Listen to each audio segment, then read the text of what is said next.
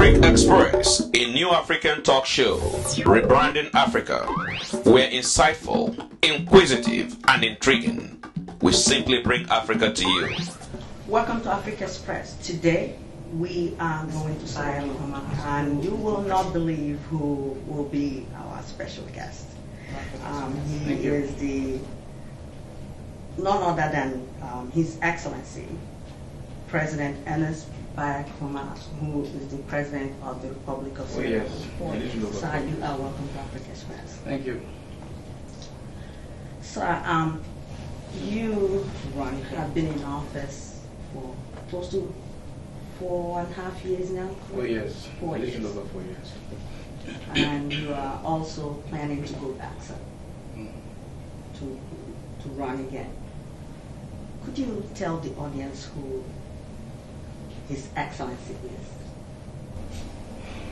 Well, simply I am Ernest Bai Korona, President of the Republic of Sierra Leone. A president that came into governance after winning the 2007 presidential elections that were considered to be free and fair. I am a president that assumed the office after serving as opposition 5 years in Sierra Leone, and I think I am a president representing the new direction democracy is having in Africa, a direction of openness, transparency, and accountability. And I want the elections on the platform of change. I want the elections on the platform of not only changing the politics in our country, but also ensuring that government becomes transparent and accountable to its people.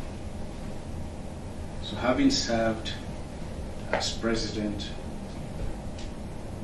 of Sierra Leone in 4 years, I believed that to a great extent, the promises I made to the people of Sierra Leone, the aspirations that the people had, both of which are captured in what I later developed as the agenda for change, have been fulfilled. All is not achieved yet, but we have come a very long way. We have come a long way in changing the international perception that Sierra Leone had before now. We have come a long way in deepening the democratic process in the country. We have come a long way in ensuring that our priority items in our agenda for change that we have rolled out are now very much apparent, and they are now being fulfilled to the extent possible. And I believe that Sierra Leone is now seeing the changes that I promised. The international community is increasing their attention and presence in Sierra Leone because of the leadership I have provided. So if I am seeking a re-election, is for me to ensure that the process that I've started will be further advanced.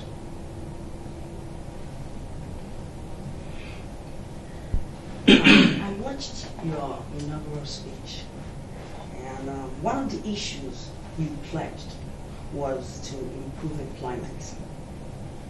What have you done so far to create employment, and in what sector? Well, unemployment is a great issue in the country, especially among the youths. But we have to look at it critically. We have to understand where we are now, or where we have been, to address the problem. I know that there are many causes for the unemployment. The economy was very, very limited in terms of activity. The state of knowledge of our youths was also very limited. So therefore, in addressing the unemployment problem, which I believe should be addressed deeply, we did not limit ourselves to just cosmetic approaches. We know that employment can only be created by opportunities within the economy. And that is why we address the issue of opening up the economy. In addressing the issue to open up the economy, we have to ensure that the economic environment is conducive for investors to come in.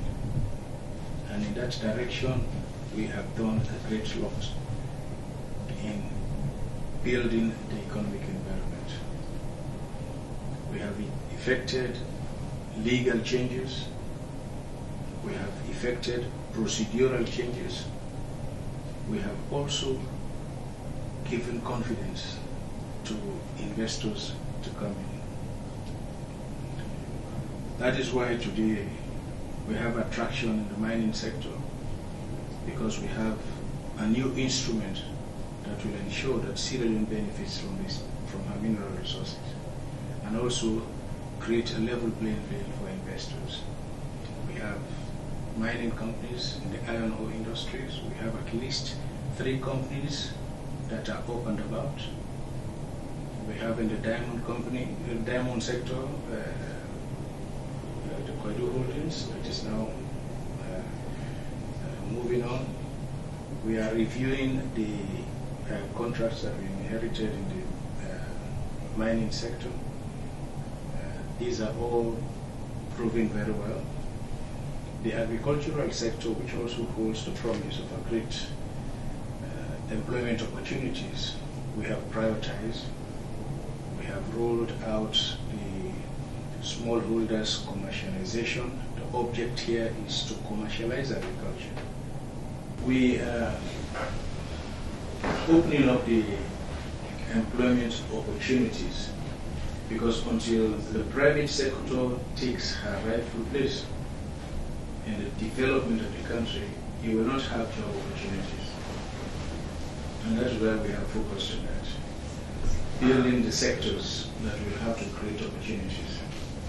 In the infrastructural development, we have put in place the greatest road infrastructural development program the country has ever seen. And this is also creating jobs for our people.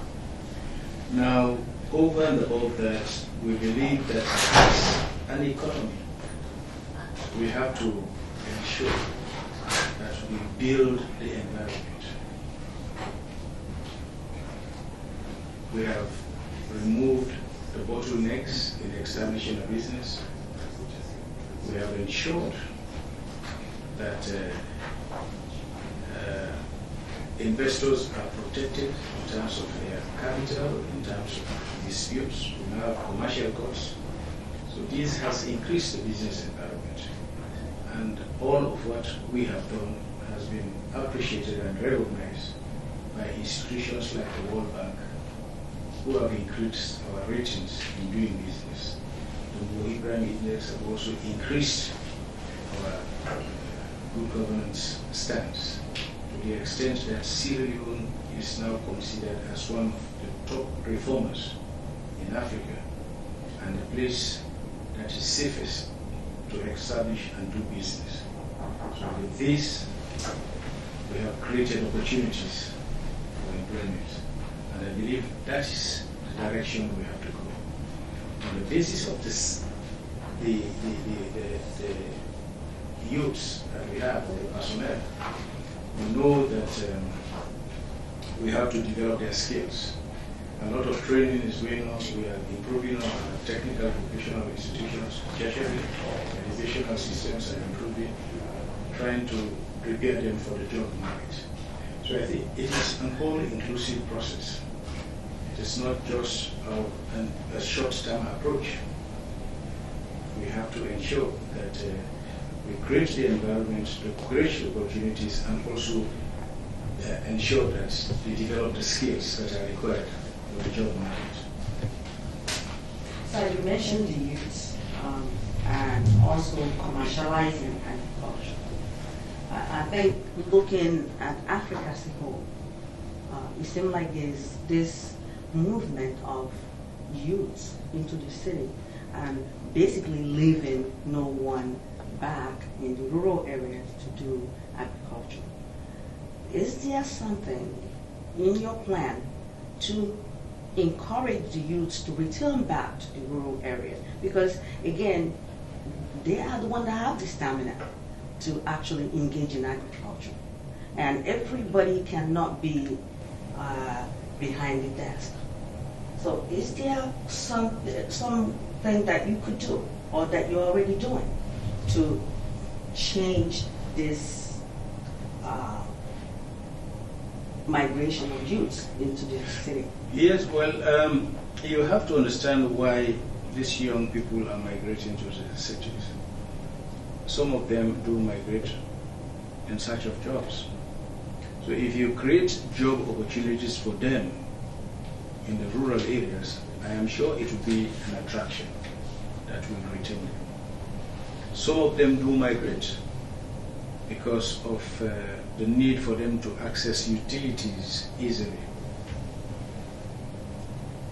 And because of our knowledge of that, we are trying to ensure that the accessibility of utilities is spread all over the country. We are building roads everywhere in the country. District headquarter towns, even the agricultural centers, we are opening up feeder roads to ensure that there is a free movement. We are putting electricity programs in all of the district headquarters. Our communication in terms of radio and television, we are making it national, so that you will not be deprived even when you are in the rural setting. And we are opening up markets in the rural settings. We are making financial packages available to our people in the rural settings.